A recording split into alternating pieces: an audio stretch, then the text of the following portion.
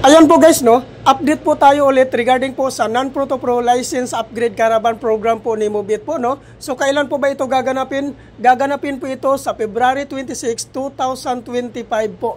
Araw po ito ng Miyerkules. So, good news po ito, no? Sa mga nag-abang po, no? Lalong-lalo na po sa mga hindi pa po nakakasali po ng previous schedule po, no? So, ito po guys, pagkakataon nyo na pong sumali dito guys dahil po may panibago naman po tayong schedule. So, wag nyo na po itong palalagpasin po ito ang pagkakataon na ito guys. Kung ikaw po ay gustong sumali sa programa na ito, pumunta lang po kayo sa Move It Training Facility po sa Marikina City. Saan po ba ito matatagpuan?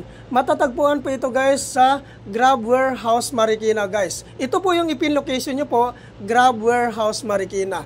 Diyan po matatagpuan sa loob po ang Move It Training Facility po. So ano po ba ang mga requirements na kailangan po nating i-prepare before po tayo pumunta sa Move It Training Facility po? Ang number 1 po na requirements dito guys, which is yung non-professional driver's license, 6 month and above ang validity. Number 2, motorcycle ORCR. Number 3, NBI clearance. Number 4, 2020 motorcycle year model.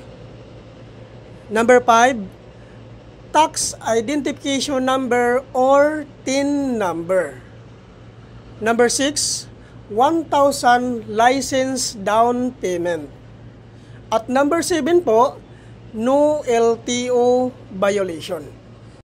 At regarding naman po sa mga hindi pa po nakapangalan sa inyo yung mga motor, ay kailangan nyo lang po magdala ng authorization letter. Kailangan po guys, nakanotarize po yun. At hingian nyo po ng 1 valid government IDC owner, ipotocopy nyo po, at papirmahin nyo po ng 3 sa baba. At tungkol naman po doon sa mga sikanhan po na pagkabili ng kanilang mga motor, ay kailangan nyo lang po magdala ng deed of sale. Yan po lahat ang mga requirements guys na kailangan po nating i-prepare before po tayo pumunta sa Move It Training Facility po sa Marikina City. At ang kagandahan po dito guys, pag once ma-activate po kayo dito, ma-avail nyo po ang zero commission po ni Move It. Ano po ba ito ang tinatawag na zero commission ni Move It?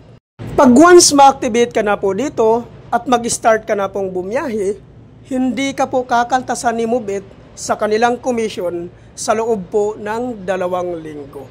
So, ayan po guys, no? Napakagandang panimula po dito guys, no? Dahil po talagang makakaipon ka po kaagad dito dahil wala kang kaltas habang bumabiyahe po sa loob po ng 2 linggo.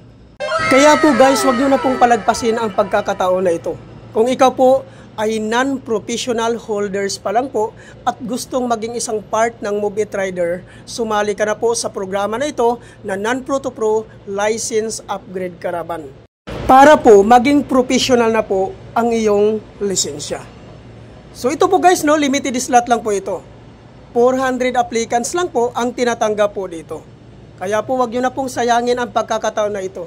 Pumunta lang po kayo sa Move It Training Facility po sa Marikina City. Ipin location nyo lang po sa inyong mga Google Map ang Grab Warehouse Marikina po at para madali nyo pong matunton ang Move It Training Facility. So ayan po guys, no? Thank you for watching.